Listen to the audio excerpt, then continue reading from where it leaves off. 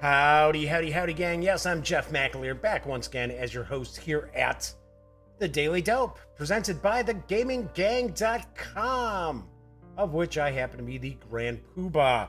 Just noticed, show started off, the little intro piece, no sound. Nice going, Jeff. Excellent.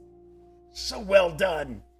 Anyway, do want to point out that the show should be a little sharper, a little clearer now, because I have added a new camera. So I've added a new camera to the mix. So hopefully a little sharper as far as the image, as far as me.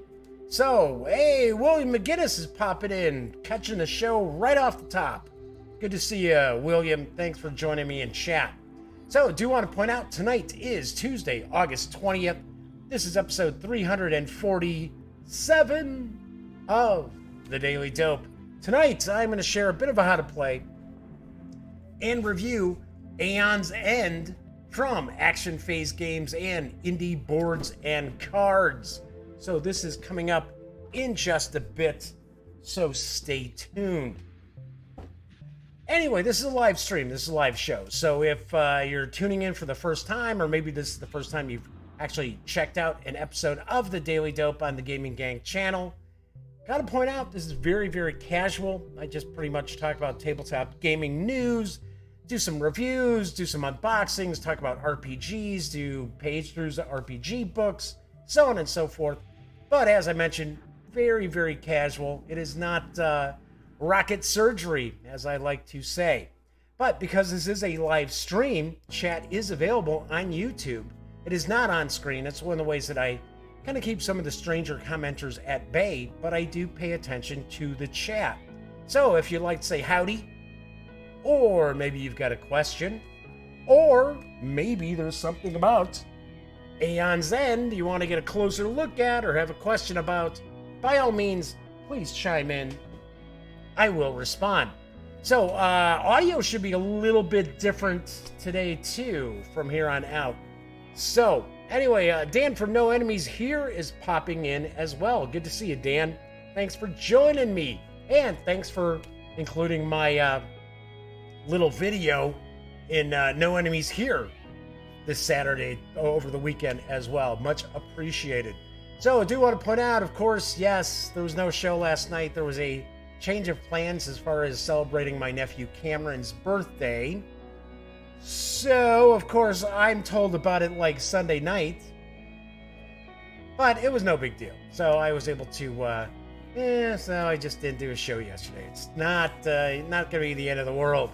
Anyway, if you like this video, please give it a quick thumbs up. If you check out some of the videos on the Gaming Gang channel and you like them, please subscribe. Don't forget, ring that little bell, because not only will that inform you when a new video has been uploaded, it will also tell you within about 5 minutes or so when the stream goes live. And of course, be sure to tell a friend, tell two friends. Got a couple of contests cooking right now too, so I will talk about those in just a little bit. Paul Nolan's popping in. We got Lead Magnet here as well. So, good deal. Everybody's kind of getting here a little early for chat. That's sweet. Definitely dig that. So, anywho, let's jump into the news. I got a little bit of news. Not a ton, but I do have some. And some of it's pretty interesting. And of course, I do want to point out, if you do not like the tabletop gaming news, I know there are a few folks out there who do not, by all means, check out the show notes after the stream renders on YouTube. There are timestamps there. You can just skip right on past the tabletop gaming news. With that said, let's jump on in, because Ryder Games has a light family game. It's on the horizon, and I've just got a wee bit of dope about Bees, A Secret Kingdom. Bees, The Secret Kingdom is a family game based on the topic of, you guessed it, bees. And the game, players will choose between creating a honey card or playing a flower card to get pollen tokens. The simple game has two modes. First is one for families and younger players, and second, there's an advanced one for adults. The basic rules are really simple. Players can draw two gathering cards and play one of them to collect resources or make honey by spending their gathered resources that match an available honey card. Playing gathering cards grants all the players acrylic gem resource tokens, but the player who played the card gains the greatest benefit. Players will race to match their resources to score points by making honey, and the player who has the most points at the end of the game will win. Bees: The Secret Kingdom is for 2 to 6 players, ages 8 and up, plays in 10 to 30 minutes, and will carry an MSRP of $24.99 when it arrives in November. Gotta say, I like the artwork. I think the artwork looks pretty interesting on this game. Now, of course, it's a very, very light game. It's a family game. I'm not necessarily going to say it's a kid's game, because they do mention that there's a second kind of variant, I guess, to the gameplay to make it a little more challenging for adults, but this could be kind of cool. So you might want to keep your eyes open for it. This October is going to bring a new deductive party game from Lucky Duck Games, and I've got the dope on Paranormal Detectives. You're a ghost floating in the air, looking at your own body. Sucks when that happens, doesn't it? Avenge your death by trying to communicate what happened to you and the paranormal detectives who have a vision of your body. Do so by arranging a hangman's knot, pointing at letters on a talking board, drawing images by holding the hand of a detective, or many other forms of interactions. Paranormal Detectives is a competitive deduction party game in which one player takes on the role of a ghost, and the other players try to be the first to figure out who the killer is, in addition to how, where, and why they died. Of course, the victim, not the killer. The game does feature each detective receiving an asymmetrical and pre-constructed set of interaction cards. Detectives can ask any open questions, but they're limited to their interaction cards to receive answers. Constrained interaction implies tons of creativity for both the ghost and detectives in order to share information among each other. The game can end in 2 ways. If a detective gives all the correct answers, in this case, all the above, the killer, why, where, how, then they win. Everybody wins, including the ghost player.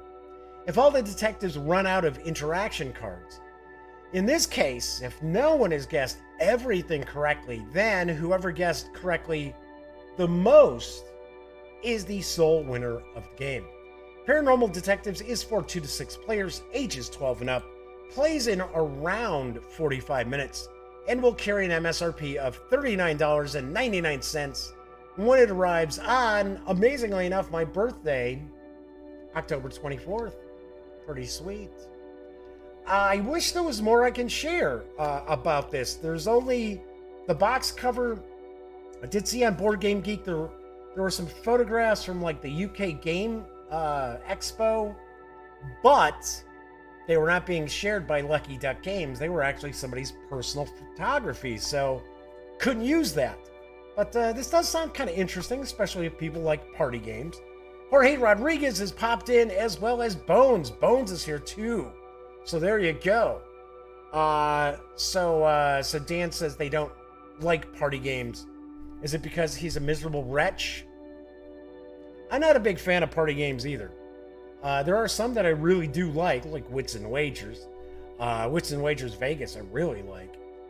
But there's some that are just not my style. Moving right along, there is an interesting looking historically themed game which is on the horizon from Piecekeeper Games. And here's the dope on Rurik, Dawn of Kiev. The land of Kievan Rus is in turmoil following the death of Vladimir the Great in 1015. The people need a capable ruler to inspire and lead them. Vladimir's children are embroiled in a fierce power struggle to rule as the next leader of Kievan Rus. I believe it was pronounced Rus, R-U-S. It's not Russ, I know that. I believe it's the Rus. Rurik, Dawn of Kiev is a Euro-style realm-building game featuring area control, resource management, and a new mechanic, auction programming. You play one of several potential successors to the throne, and although deploying your troops for warfare seems to be the easiest path for success, the people value a ruler who leads well in a variety of endeavors. Establish your legacy by constructing buildings and performing great deeds, or pursue your own agenda by ruling large areas of land and collecting tribute. Will you win over the hearts to become the next Grand Prince or Princess of Kiev? In Uruk, players openly bid for actions with their advisors.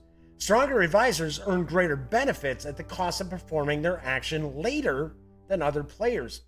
Conversely, weaker advisors earn lesser benefits but perform their action quickly. This planning mechanism, auction programming, adds a fun tension to the game. Uruk, Dawn of Kiev is for 1-4 players, ages 13 and up, plays in 1 to 2 hours, and will carry an MSRP of $89.99 when it arrives in stores in November. So this looks interesting. This really does strike me as an interesting looking game. Funny thing, I thought, I kind of took a peek into Piecekeeper Games, thinking, oh, this is probably, I'm going to take a guess, maybe this is a Polish company or something like that. And it's not. It's out of Madison, Wisconsin. So, fellow Midwesterners, so that's pretty wild.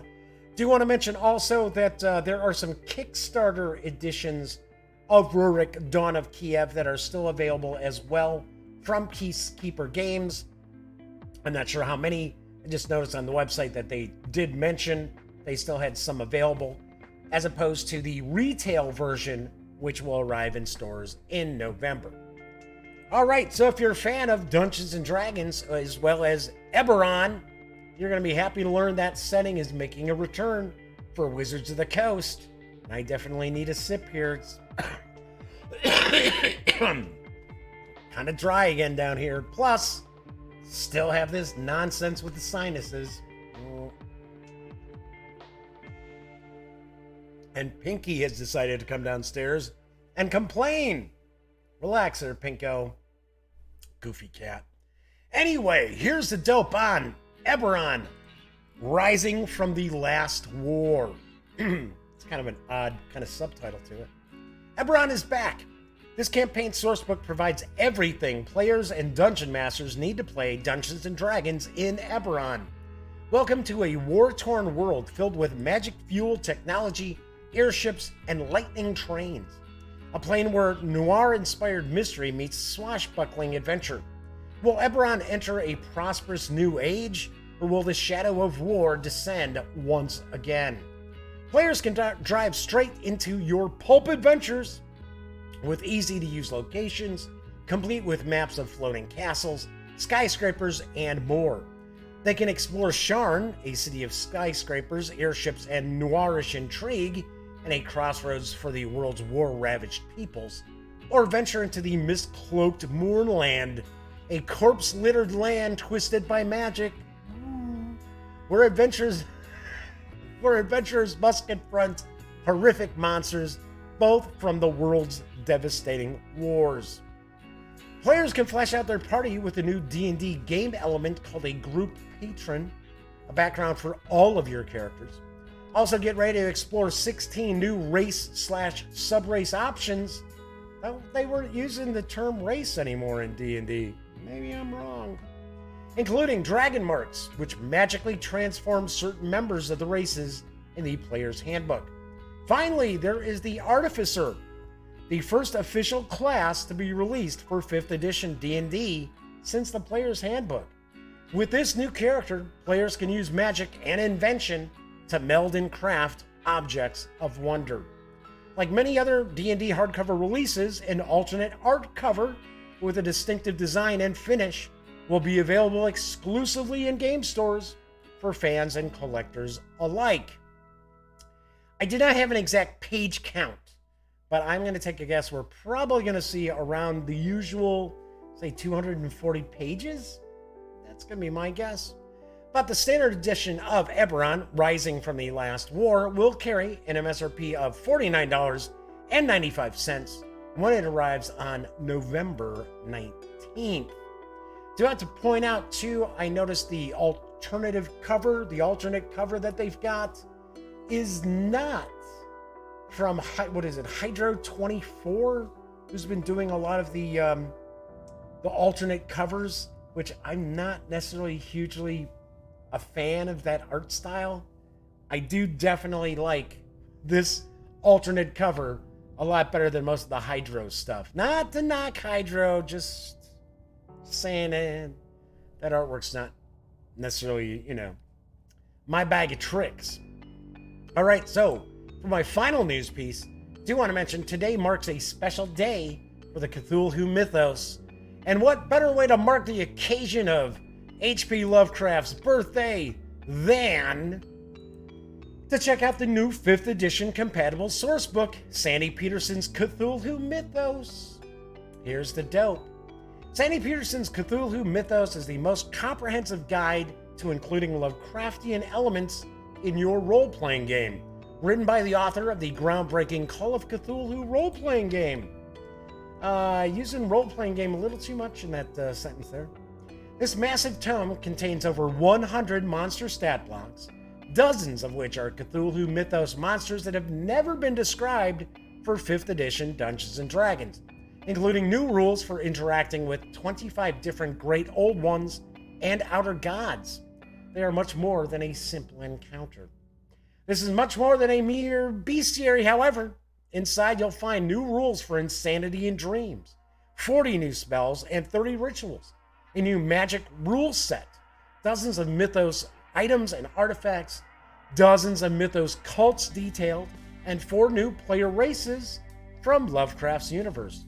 Dreamland's cats, Mythos ghouls, Inari, and Zoogs, as well as new character options, professions, feats, and race options for them. If you like Cthulhu 5th edition monsters and madness, you need this book. The 433-page PDF is available right now from DriveThruRPG for $19.99. Not too shabby for a 433-page PDF. That is actually a pretty decent deal. Bone says that they think they're all Cthulhu'd out. Yeah, some people might be. Do want to mention that today does mark the 127th anniversary of H.P. Lovecraft's birth. And there's still a sale going on at DriveThruRPG to mark the occasion. Lots of Lovecraftian and Cthulhu Mythos-related role-playing game products are on sale. That sale does run through the 22nd. And of course, talking about DriveThruRPG, the Daily Dope, and the GamingGang.com are of course an affiliate of the One Bookshelf sites. So if you are going to go visit DriveThruRPG or maybe even say Wargame Vault, please stop by thegaminggang.com first, click on one of our banners, and that way if you do happen to make a purchase at one of the One Bookshelf sites, you get a little portion of that sale. And all those little portions do add up, and they do help keep the website around. So William McGinnis says that they live in Lovecraft country in Massachusetts. There we go. Nice. Nicely done. So, what do you live in Innsmouth? Out on the coast? Sounds like a plan. All right, so that is it for the news today. And gonna jump into my how to play and review of Aeon's End in just a few moments. Do want to talk about what's coming up on the show this week and into next. So, it is Wargame Wednesday tomorrow, so I will be reviewing The Devils to Pay, the first day Gettysburg from Tiny Battle Publishing, designed by my good pal Herman Luttman. So, that will be on tomorrow's show. Thursday, I love to do RPGs on Thursday, so we will actually page through and take a first look at the Lonely Mountain Region Guide for Adventures in Middle-earth from my friends over at Cubicle 7 Entertainment. Then on Friday, I'll be sharing how to play and reviewing Roll for Adventure from Cosmos Games. So that is what's cooking this week. Now let's move on into next week. because I have a huge pile of stuff here. So on Monday's show, I will be sharing how to play and reviewing Run, Fight, or Die Reloaded from Gray Fox Games.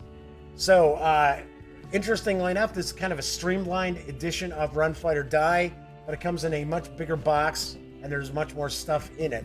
So, kind of interesting how that worked out. Then on Tuesday, I will do a how to play and review Imhotep, The Duel. This is also from Cosmos Games. This is another one of their Gen Con releases, and this is a 2-player version of Imhotep. So that'll be on Tuesday's show.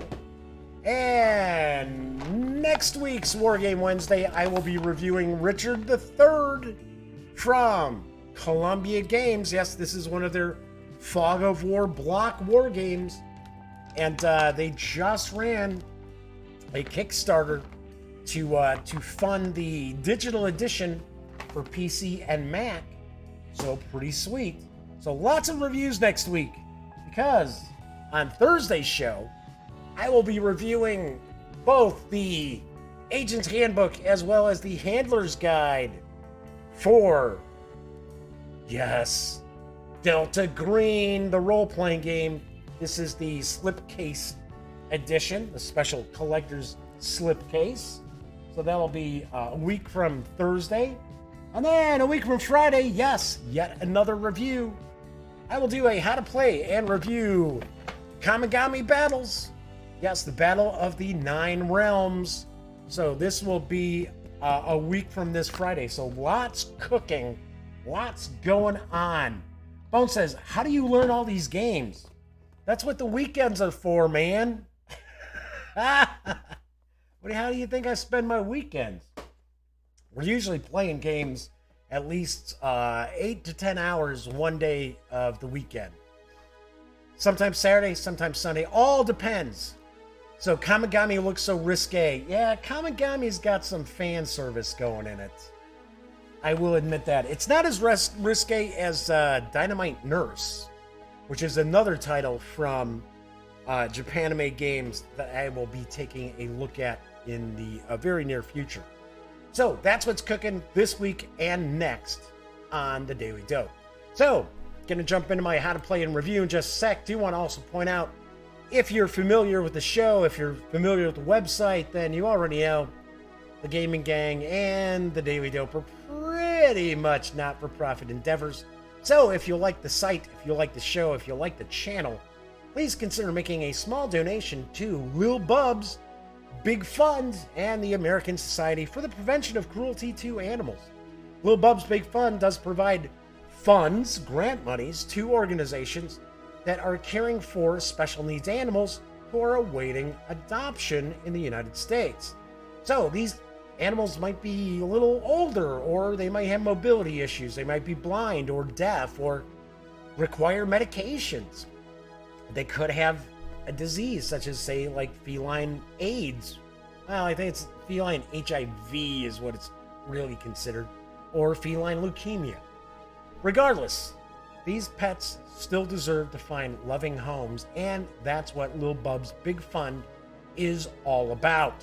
So, if you make a donation, a couple of bucks, what have you, by all means, let me know. Shoot me an email. My email address is right there in the corner, jeffmaclear@thegaminggang.com. Tell me about it, and I will definitely give you a shout out on the following show if you would like. So, also want to talk about the contest I've got going on. There's 2 contests. One, I want to say, I think we are 14 subscribers away from the first prize pack.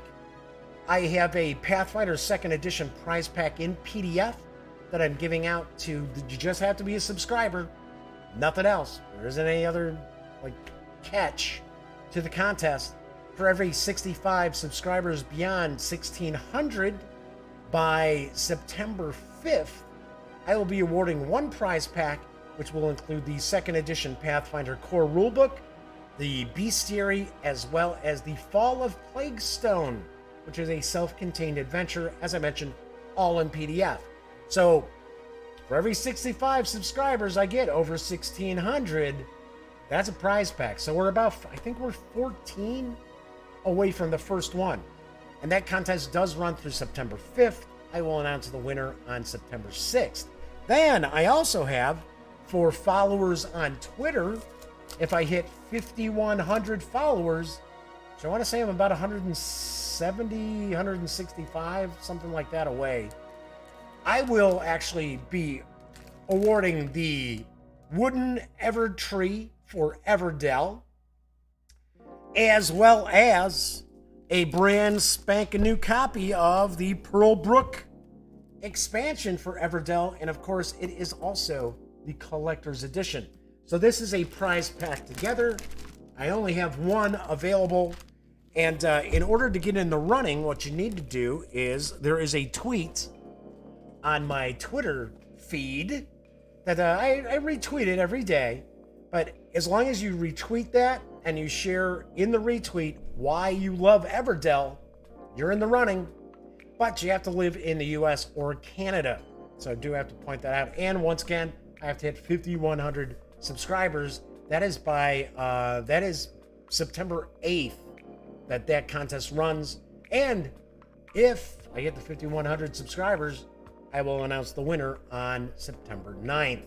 Hey, Flamin' Huron's popping in. Cool deal. We got a good chat going tonight. Got quite a few people hanging out. So let's move on into my how to play, because I know there are quite a few people out there who are going to be checking this video out because they want to see how to play as well as hear my review of Aeon's End, which is from Action Phase Games and Indie Boards and Cards. It's designed by Kevin Riley with artwork provided by Gong Studios and Scott Hartman. The game is for 1 to 4 players, ages 14 and up. Plays in around 45 minutes to an hour once you get the handle on the rules. And it is available now. It has been out since about 2016. It does carry an MSRP of $49.99. Will point out I have seen the core game go for as low as $36 online. So did want to point that out. So let's move on over to the other camera, because I've kind of got some stuff laid out. I'm going to zoom in as well. Don't worry, I will kind of show off some of the cards, talk about sort of the gameplay as well. But did want to kind of lay it out to give you a better feel for what your table's going to look like. Now, I do have to point out that the market here, because this is a deck building game. I'm kind of calling it more like a deck crafting game, and I'll explain why. But it is considered a deck building game, so of course you've got a market. And your market should actually be a little more condensed as opposed to being spread out like this. But I'm trying to squeeze in as much as I can into the shot here. So the way you're going to have things set up, you're going to have your market. You're going to have your nemesis, who is the big bad of the game. The nemesis is going to have their own deck of cards. This nemesis has an extra additional deck as well that they draw from. You've got little hit trackers. So this is for your nemesis. This is for the city, the town that we're protecting. And I'll kind of give you a rundown of the game story itself. Bone says they just got the legacy version. I have not checked out the legacy version. I heard it's pretty cool.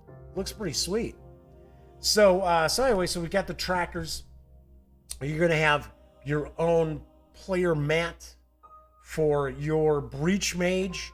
That's what the characters are called. They're breach mages. You're going to have your own deck cards. I put my hand of cards here. And we also have our breaches. Each player is going to get a card that's going to show what to do on their player turn, what to do on the nemesis turn. There are 4 different nemeses to choose from. They all play differently, which is pretty cool. You have to approach them in different ways, and they look to beat you in different ways as well. Got a bunch of tokens. We got like little health tokens. We've got power counters to charge up our special abilities. We've got some player numbers as well. We've got some dual-sided. We've got hatchling counters as well as fury counters. Now the the villain that we're playing against, the monster we're playing against in this scenario is the Rageborn. So they use these Fury tokens. So we even have like a turn order deck. Do want to mention, like I said, we've got some additional nemesis. Now, one of the nemesis uses this husk track for different things. So I did an unboxing video where we take a much closer look at some of these components. But one thing that I definitely dig about the game is that you've got a wide variety of breach mages to choose from. Now, keep in mind, this game is for 1 to 4 players, but we have 8 breach mages that we can choose from. And I thought that was very, very cool, because a lot of times, a lot of games where you're like represented by a character in the game, let's say it's for up to 4 players, a lot of times that company's only going to give you 4 characters. Sometimes you might get 5, so you actually have a little bit of selection. I thought this was very cool that we have 8. And they're all different in a lot of different ways. So that is how we've kind of got this set up. So what I'm going to do here is I'm going to zoom in a little bit, and we're going to kind of talk a little bit about the Breach Mage. Now, funny thing is, I've got a new camera up here. So I moved the camera that I was shooting the overheads to here. So, but the funny thing is, I had to actually lift this further up, this camera further up. So it's kind of like, I gotta like, just to be able to do the zoom. So, anyway, so Jorge's saying it's 5:30 by them, it's 8:30 by Paul. Hey, it's 7:30 here. So I start the show at 7 o'clock Central Time. So let me pop on the old reading specs. So here, we're going to kind of take a look. We're going to take a look here at the actual Breach Mage. And so basically the story is, it's supposed to be like this fantasy world, right? Now, let's move it like that. So it's this fantasy world that has been invaded by these creatures. These breaches had opened up, and these monsters had basically poured through. Well, they've pretty much just destroyed the world. And there's only one place left, and it's called Gravehold. So it's a city. In fact, we use a little tracker for the hits for Gravehold. And we are trying to protect the city. Now, the minions and the nemesis that are attacking, they might cause damage to us. They could cause damage to the city itself. A lot of stuff going on here. So with the Breach Mages, what they are, these are magic users who have been able to actually utilize these breaches that the monsters have come through in order to cast spells. So each of the players is going to have their player board, their player mat. And it's going to show them what is their player number. So we've got, I showed them before, but we'll show a little closer up. So we got 2, 3, 4, as well as the 1, right? So I'm pretending this is a 2-player game. I don't have a second Breach Mage set up or anything, but I've got them as player 1. Then you've got basically 10 hits. 10 hit points, you want to consider 10 health. So that's what these represent.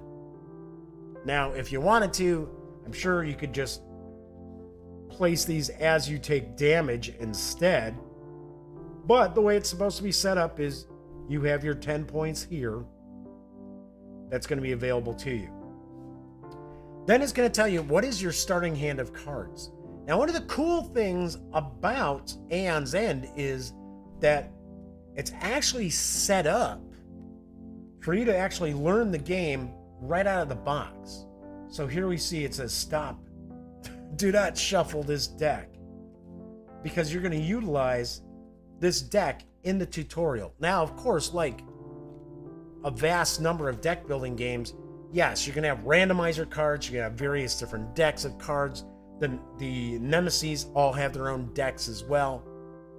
And there's some basic cards that get kind of shuffled into that also to make up their decks. But I thought it was kind of cool that just opening the box up, there's a sheet right here, and it just says, hey, stop. Before opening any of the decks, read this sheet. And it says, okay, so we're going to show you how to play this. Give you an idea of how to play the game. So I thought, hey, that's pretty cool. I like that.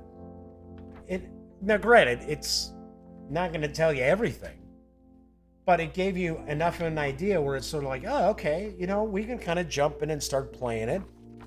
And then, if need be, we just go to the rule book.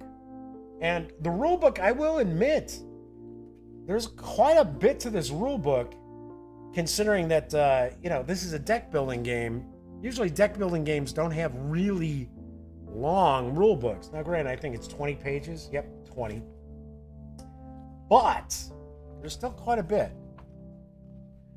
The one thing I will point out, though, is a lot of the rule book is actually devoted to breaking down the anatomy of different items. So we've got the player mats, the breaches, the player cards, the nemesis, the minions. Then we get talk about the setup, how you're going to set the game up. And we get an example of play. So it kind of goes through the gameplay, and it sort of shows you like an example of play, as well as explaining the different phases of the game for both the player turn as well as the nemesis turn. So plenty of illustrations, but like I said, usually most deck building games are not going to have this long of a rule book. So Jorge says, hopefully people actually read the thing. Hey, KC Board Gamers has arrived. Good to see you, KC.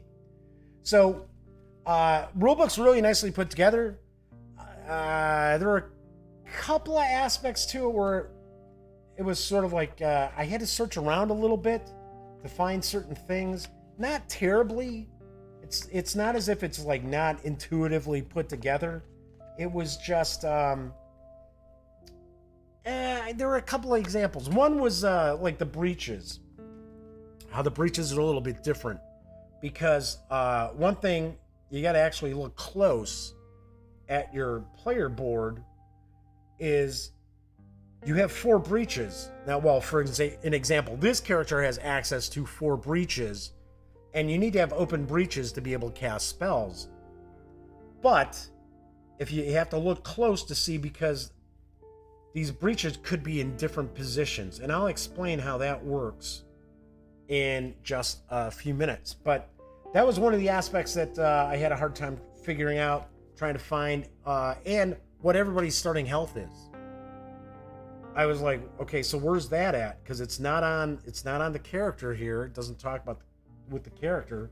Now, granted, the back of the character mats do have kind of like a little background story about each of the characters. I like that. I thought that was cool, because a lot of times, even like a fantasy deck building game, you're not going to get that kind of like background story as you do here in Aeon's End. All right, so anyway, like I said, there were just a couple of things that I was like, where do I find this? And so it took me a little bit of time to track it down in the rule book. So each character is going to have a starting hand of cards. Just like any deck builder, it's going to tell you, okay, so, well, what your starting deck is. Here it's going to tell you, what is your starting hand? So we got the starting hand here. It's going to tell us, okay, so what's going to be in the deck? So I am actually, let's see. Let's do this. No, maybe not. It's not. There we go. So we can actually look at the cards without having to like move everything around. Okay, so and I'm gonna look to zoom in just a bit more. There we go. All right. So to kind of show you the different kind of cards we've got gems, we have relics, and we have spells. So my starting hand will give me a couple of spells, 2 crystals, and an amethyst shard. So the gems give you the resource, the commodity, aether, or some people are going to call it ether, but it's really not supposed to be pronounced ether. At least the way that it's spelled in the rules and in the game. Normally that's pronounced ether, like floating through the aether, as opposed to, hey, I need to knock you out, so I'm going to make you breathe in this ether. So, hey, that's just me. I mean, I might be wrong, but I'm telling you, I would pronounce it aether. So anyway, so we got these gems. So the gems are going to give us, for an example, we got the crystals. These are the super cheapo gems.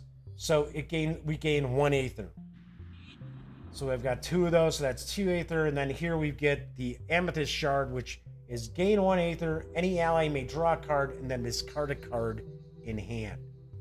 So for an example, as 2 players in the 2-player game, if I were going first, the second player already has their hand of cards. So if I play this card, then they would be able to discard one of their cards in hand and draw the next card from their deck. Yeah, so Casey, Board Gamers, is like, yeah, so that aether is so like a bestiary / bestiary. Because like I said, I had people like chew me out for calling a bestiary, and they said, no, it's bestiary. And then I've had, like, when I was at Gen Con, all these different people from role-playing game companies were all calling their books bestiaries. So I'm like, all right, well, they're publishers, so they should know. All right, so anyway, so we've got the gems there, and we've got spells. Now, these are 2 weak spells that we've got to start off with. They're called Sparks, and they deal 8 points of damage. Now, the minions normally will start off with like 70 hits. So just 1 point of damage dinging them is not going to help.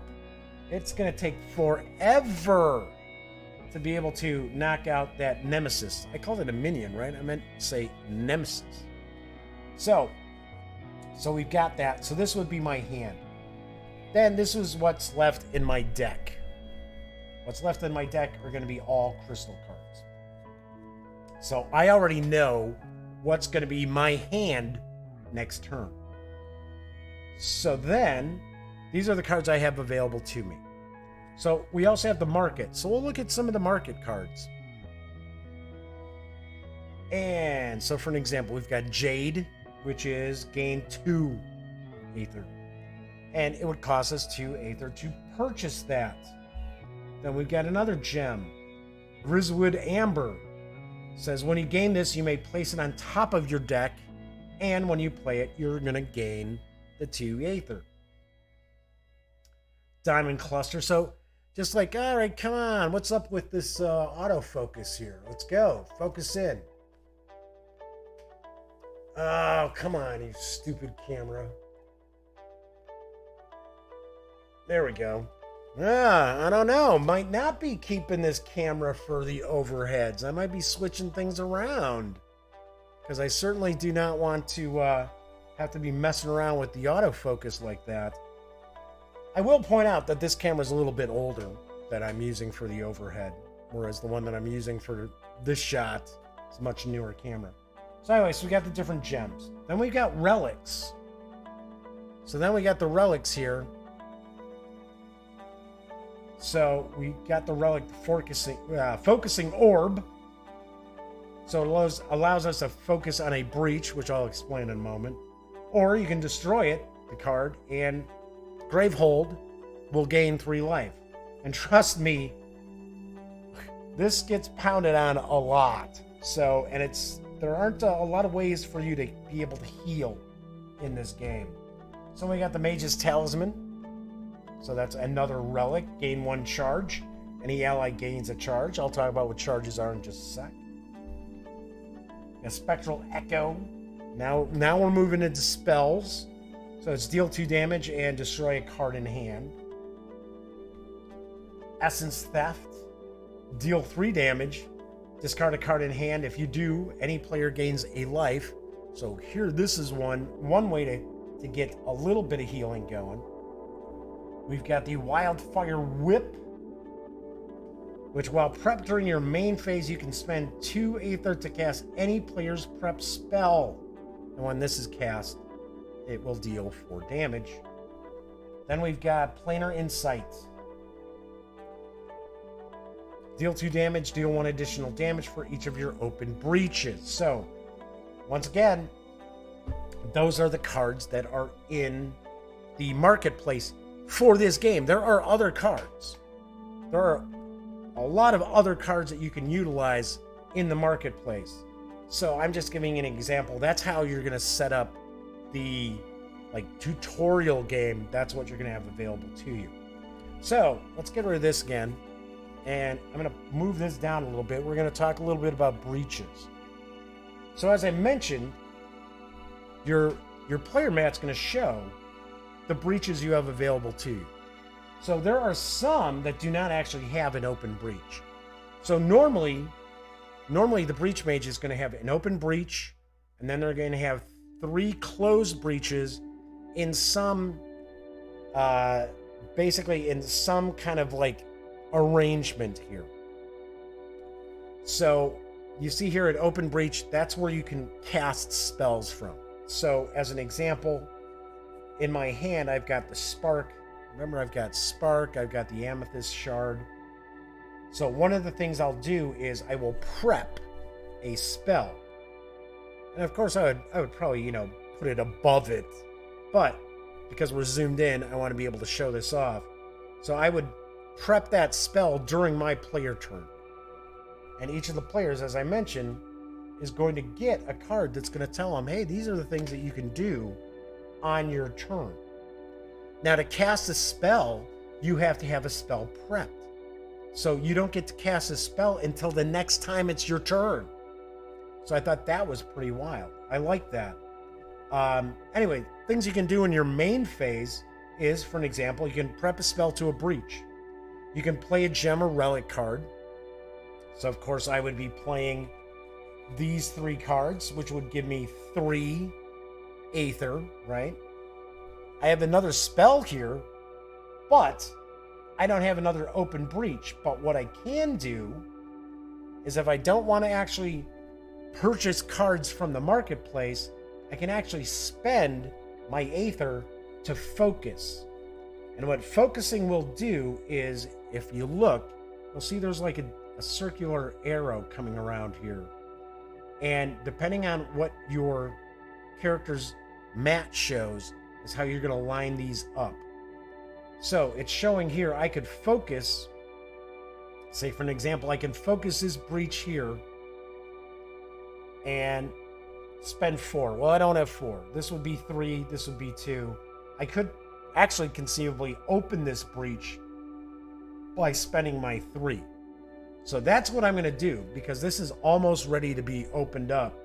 I will actually spend the 3 Aether from my gems, from my gem cards, to open this breach. Now remember, in my hand, I still had 1 more spell, so I can drop that down, and now I've got 2 prepped spells. Although, granted, they're super weak. All right, so Dan from No Enemies Here has got to rock out. Good to see you again, Dan. I know you're never able to hang around for the whole show, so I completely get that. All right, so anyway, so that would kind of be an example of my turn. Now, one of the cool things about Aeon Zen that I like too is you got a turn order deck. So remember I said I got this kind of set up as a 2-player game? You never know who's going next. So you can have an idea, of course, by the time you get down to the lower part of the deck. But as an example here, I've got player 1, player 2, and the Nemesis all have a couple of cards in here. So flipping that over, it would be uh-oh, the Nemesis would have gone first. And then next you would go, oh, jeez, twice in a row. That's not cool. Player 2. player 1, player 2, and then player 1. So once you would go through your turn, then you would shuffle these cards up again and just start from scratch. So it's pretty cool how, like, when you have a fresh turn order deck, you don't know who's going to go in what order. So that can make it kind of challenging too, because you've got different spells out there. And I like the fact that you're never exactly positive when you're starting off like a new turn who's gonna maneuver first. So anyways, that's one of the aspects that I think is pretty cool too. It's not, oh, player 1, player 2, player 3, player 4, nemesis. With more players, it becomes easier. Because, for an example, in a 2-player game, you're going to have 2 player 1, 2 player 2, and 2 nemesis cards. So, when you get like 4 players, then you still have the 2 nemesis cards, and then you're going to have 4, each of the players will have a card. So, more players get to do stuff. And remember, there's a lot of things, because this is cooperative, there's a lot of things that the characters do, or some of the spells do, that help out your allies as well, or help out an ally. So that's kind of the turn order. So, talking about focusing. So let's say, for an example,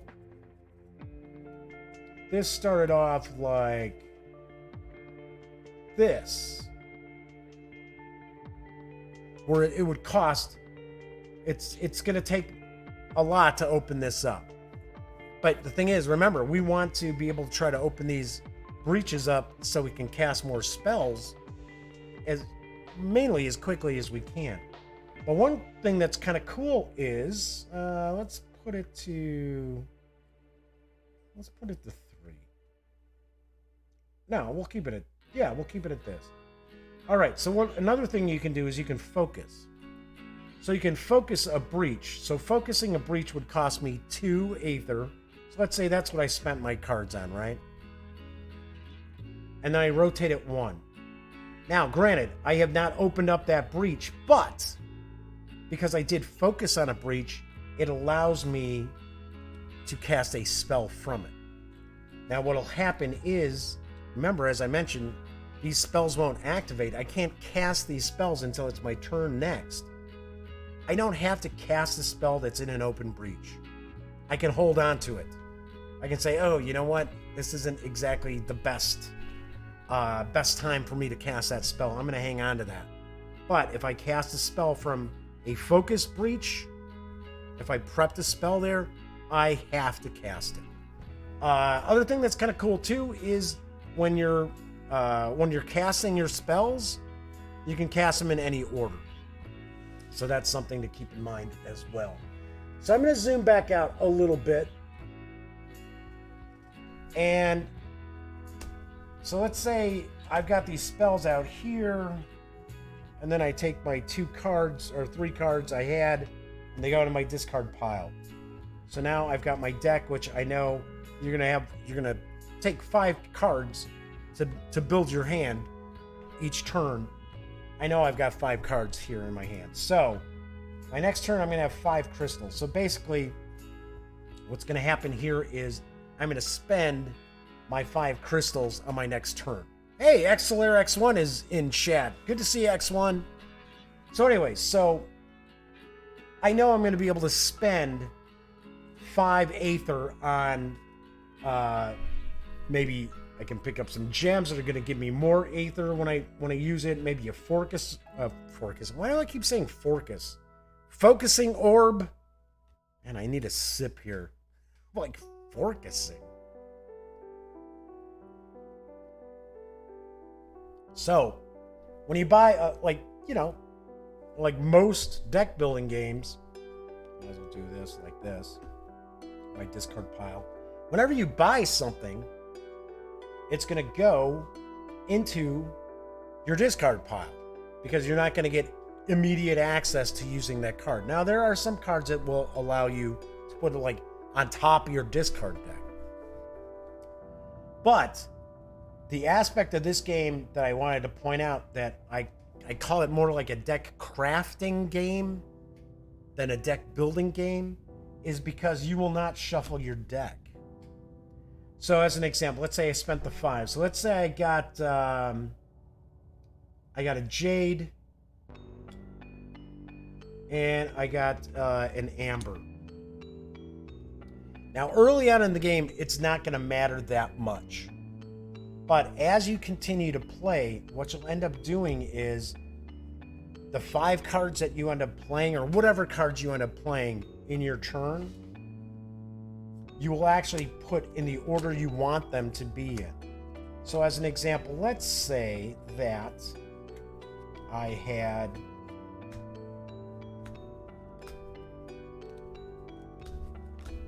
Let's say this is what I got in my hand when I draw my 5 cards.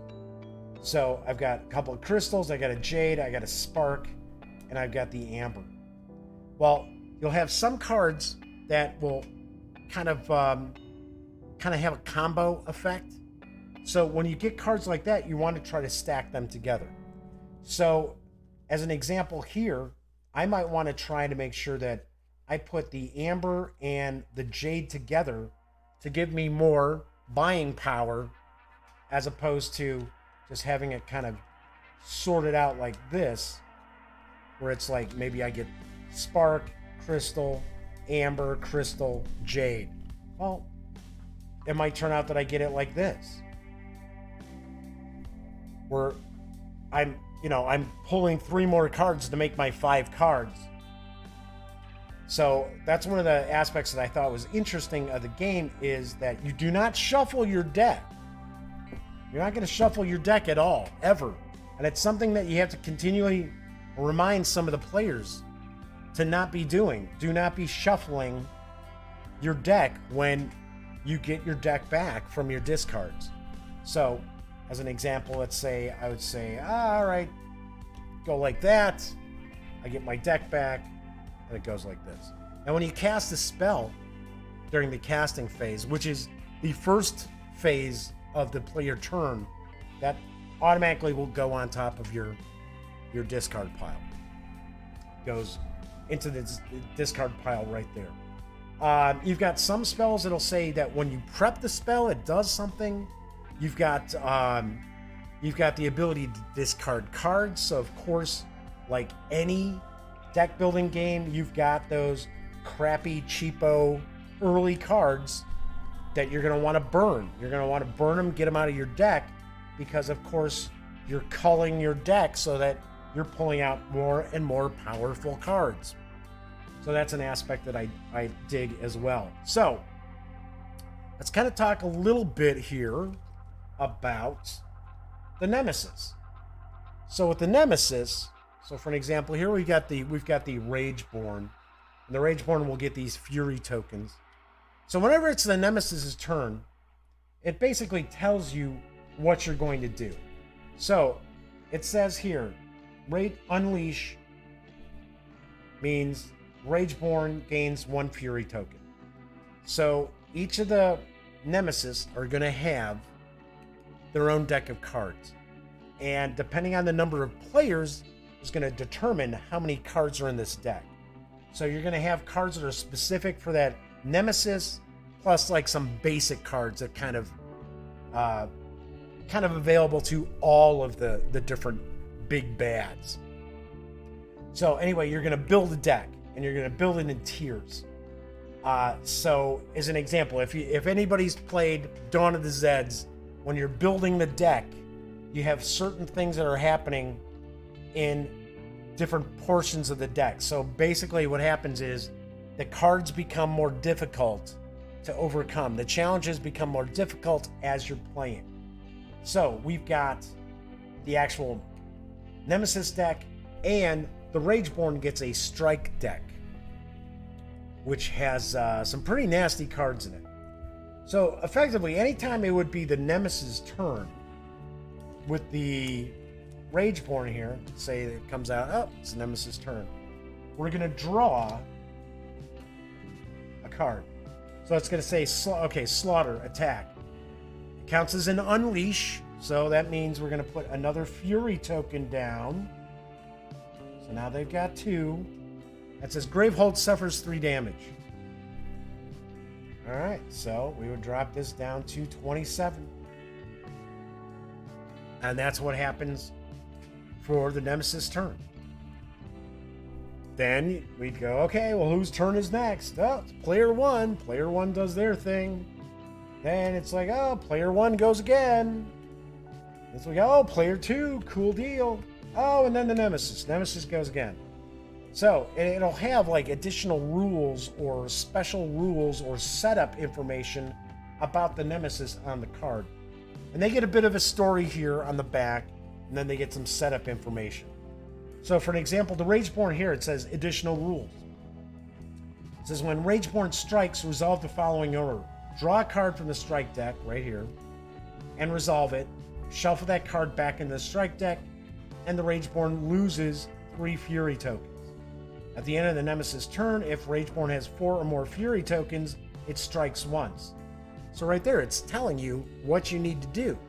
So if at the end of the turn, the Rageborn had 4 Fury tokens, you're going to draw a strike card.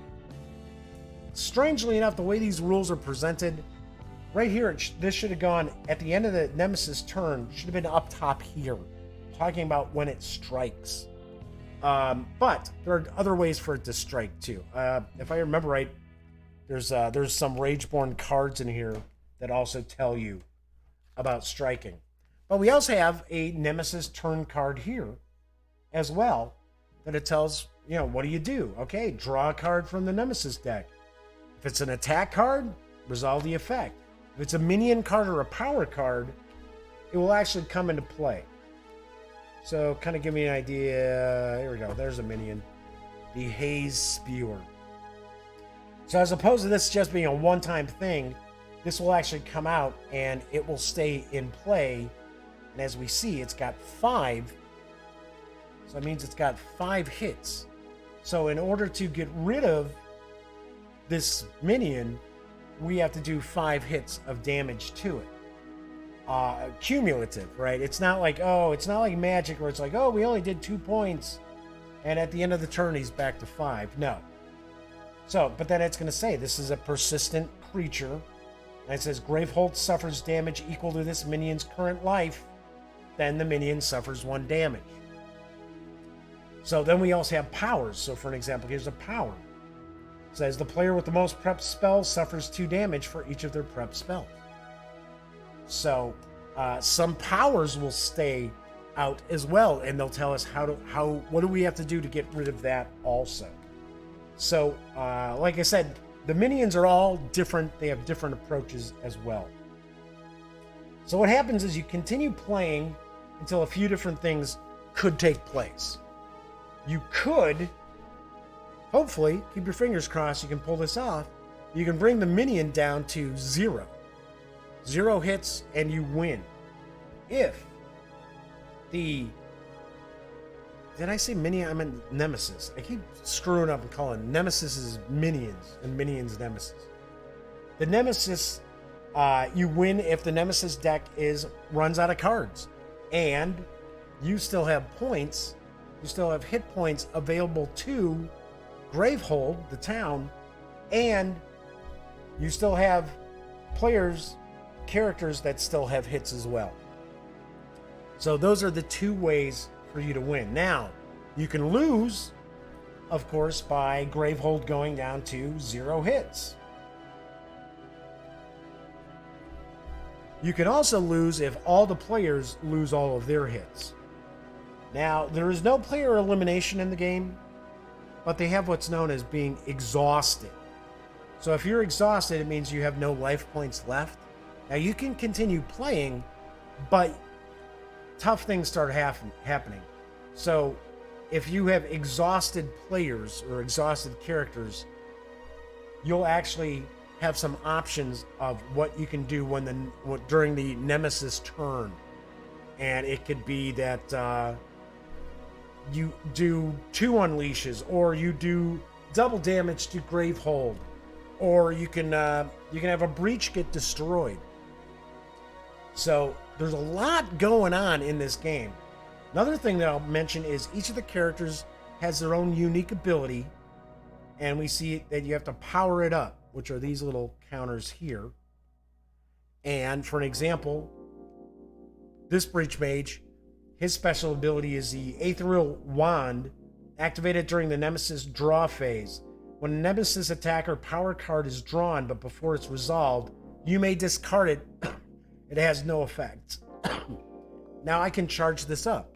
I can charge this up by spending 2 Aether. And there's also some cards as well. There's which one is it? Oh, come on.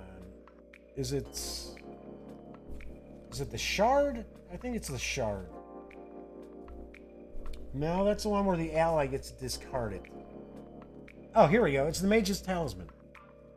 So, playing that, you gain a charge. This is a charge. This is what's called a charge. This is you're charging up your power. And using the Mage's Talisman not only gives you a charge, but one of your allies gets a charge as well. So Bone says the cards are nice and bright and very vivid. They are. I like the artwork. I wish there was artwork on these cards. I have to ding the game a little bit because it would have been nice to have like a little bit of artwork, even if they repeated the artwork on these power and attack cards. So we have the minions. As you can see, that we're looking at the bottom of this deck here. So that's a pretty badass minion there. But I'm not going to ding it too much for not having the artwork. But yeah, I like the artwork. It's effective. It's good. It's not, it's not mind blowing, but I do like the artwork. I think the artwork's pretty cool. The newer versions have much better art. I would not be surprised. Now, I do know that when Action Phase originally released Aeon's End, before it came from Indie Boards and Cards, I think it had different artwork. I'm not positive, but I'm almost positive it had different artwork. But yeah, I like the art. I think the art's pretty cool. So anyway, as I mentioned, you're going to continue playing, building up your deck, crafting your deck, hopefully trimming out some of the loser early cards. And one thing that people will realize, especially when we were playing, is that when we started off, it was like, man, we're never going to kill this thing because you got these little spells that do like 1 point of damage. 1 point of damage. We only had like, a couple of breaches open. So, as the game progresses, as the minion, or as I should say, the Nemesis, damn it, I did it again. As the Nemesis gets more powerful, of course, you're getting more powerful as well. So, and then starting to deal out some good, solid amounts of damage too. Another thing that I like a lot about the game is that the way the breaches work, and that each of the characters are going to have different abilities as far as being able to how quickly they can open these breaches up and get things going. So I appreciate the fact that each of the characters have their own special ability, and then the breaches are a little bit different as far as how they can focus to get these things open and what it's going to cost to get these open as well. So, as I mentioned, you're going to play until either the minions reduce to 0 or they no longer have any cards in their deck. That means they're defeated. And you lose if Gravehold reaches 0 and all of the players have 0 life left, that they've all been exhausted. And that is pretty much how you play Aeon's End. So, what do I think? I have to be honest, I really like the game. There's a lot of different aspects of it that they're unique. They're a little different from most deck building games. First thing I will point out, though, it's super easy to learn. It's very easy to wrap your head around. Very straightforward presentation. If you have played any deck building games before, you'll be able to get into this game within minutes. That said, I'm not saying that you're going to be able to defeat the nemesis right away, because we had some hard times knocking off. Well, we've only played against 2 of the nemesis so far, but we had a difficult time. The Rageborn, we didn't beat it until like our 3rd game, and part of it is that it's the aspect of when you're like sorting your cards, when you're discarding your cards after using them. It takes a bit of playing the game to kind of understand, oh, yeah, okay, so I probably do want to try to put clumps of like higher gem cards together so I can go, boom, buy all this stuff and spread it out, right? Pick up some cards, open some breaches, and stuff like that. End up taking care of that. So that's one aspect I like. I like the variety of the different nemesis that you're taking on. I like the fact that you've got all the different characters that you can choose from. It's up to 4 players, but you've got 8 different characters to choose from as well. The replayability is really, really high with this, because even though when you're learning the tutorial, everything's kind of put together, the decks are already kind of assembled for you. There are the different randomizers. There's a lot of different minions. There's different nemesis ability cards. And then, of course, there's the basic cards that they all kind of share, like powers and attacks. So lots of replayability as well. Anything I really didn't like? Well, I got to say that as far as the artwork, I would have liked to have seen artwork on all of the cards, not just some of the cards. And like I said, the rule book is not a bad presentation. It's just some of the things were a little difficult to track down. So wasn't as, well, I don't want to say it wasn't as intuitive as I'd like, but it was just a little tricky. Just seemed like a lot of the rule book was devoted to like the anatomy of different things, as opposed to, oh, this is basically how the game plays. So a lot of the anatomy aspects of the rule book were kind of explaining the game as well. But these are really, really minor quibbles that I've got with the game. As far as a cooperative game, I really like it. There's a lot of aspects with what you're doing helps an ally out as well, so I dig that. It is not one of these cooperative games where you're going to have like the alpha player and everybody else is going to just have to follow suit. That's not going to happen. Other aspect I like too is the variable turn order. Yeah, you could have a situation where that nemesis goes twice in a row right off the bat, and you're like, oh crap, we're right behind the 8 ball already. So a lot of things that I really did like about Aeon's End. So on a scale of 1 to 10, in the end, I definitely give Aeon's End a 9.2 out of 10. I think it's that good. I would love to check out some of the expansions for it, as well as I know Aeon's End Legacy is out as well. So that would be pretty cool to check out a legacy version of this game too. So I don't know. We'll find out. Anyway, so that is it for tonight's show. As I mentioned, on tomorrow's show, I will be sharing how to play and reviewing The Devils to Pay from Tiny Battle Publishing, designed by my good pal Herman Luttman. So, as I like to say, when you're not watching videos on the Gaming Gang channel, be sure to visit thegaminggang.com for all the latest in gaming news, reviews, comics, movies, TV. By now you know the drill. Get your geek on at thegaminggang.com. If you like the video, give it a quick thumbs up. If you dig the channel, please subscribe. Don't forget, ring that little bell because it'll notify you not only when a new video is uploaded, it'll also tell you when the stream goes live within a few minutes. So everybody who hung out and chat, thank you very much for popping in and keeping me company. I see that there were some folks watching live, didn't jump into chat. How come? Come on. We're all friendly here. Jump on in next time. And of course, if you're watching after the fact, I love you just the same if you're watching live or on Memorex. So thank you everyone for giving the video a watch. Once again, I'll be back tomorrow. So until then, happy trails.